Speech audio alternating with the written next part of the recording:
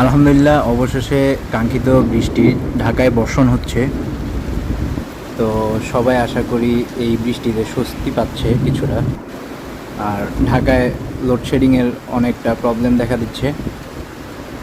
তো আশা করি এই বৃষ্টিতে সবাই একটু শান্তি পাবেন আজকে রাত্রে অন্তত।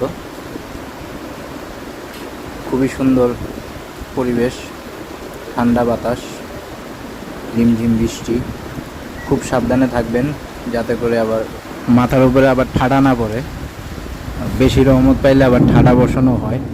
তো সাবধানে থাকবেন ঠাডার থেকে, মানে বজ্রপাত থেকে। ব্ল্যাক অ্যান্ড হোয়াইট চ্যানেলটা সাবস্ক্রাইব না করলে বদদোয়া দিব যেন ঠাডা পড়ে।